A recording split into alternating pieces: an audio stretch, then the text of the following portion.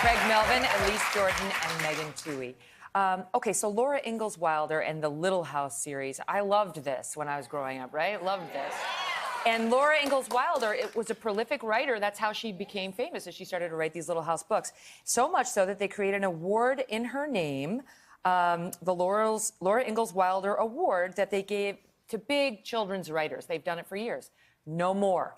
Now this group, the Library Association, it's called, I think, the American Library Association, a faction of it, has unanimously voted to strip her name from this major children's literacy award because some of her writings, they say that they reflect dated cultural attitudes toward indigenous people and people of color that contradict modern acceptance, celebration, and understanding of diverse communities. So in particular, some of her writing talks about there were no people in like these undeveloped lands back in the 1800s. There were no people, only Indians. So she makes a distinction between people and Indians.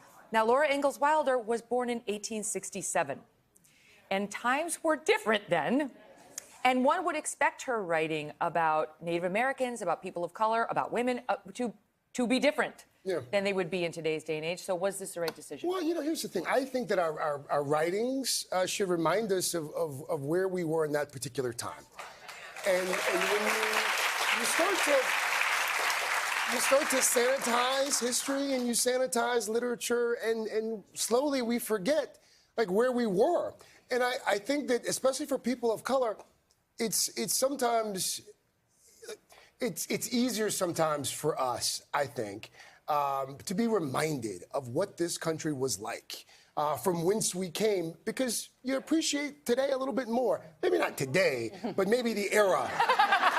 Maybe the era in which we live in general, at a macro level. But yeah, I think we've got to be very careful about going through and nitpicking. So, you know, that's just my opinion. I mean, some of the folks have said, you look at Mark Twain, and there's still a Mark Twain Award for comedy that they give from the Kennedy Center. Yeah. And Mark Twain wrote Huck Finn, which uses the N-word 219 times, but it is considered one of the greatest books in American history. And not because anyone's suggesting Mark Twain was racist, but he was writing about a time in our history when this was a word that was used. Yeah.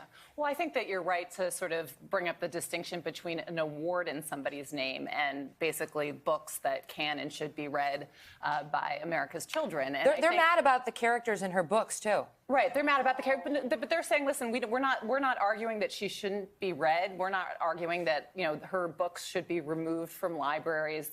They are sort of making a distinction and saying we think there's a difference between saying yes, this person is part of our historical literature and should be read versus saying that there should be an award given in this person's name. And I'm not sort of stating my opinion. I'm just saying that's good luck finding somebody who is pro minority of any kind in 1867. Right? I mean, seriously. I'll bet you can't find one.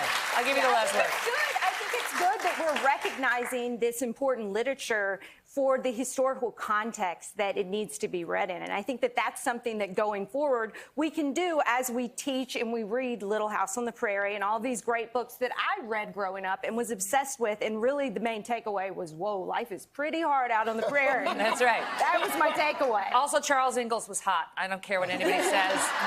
Michael Landon was very dreamy.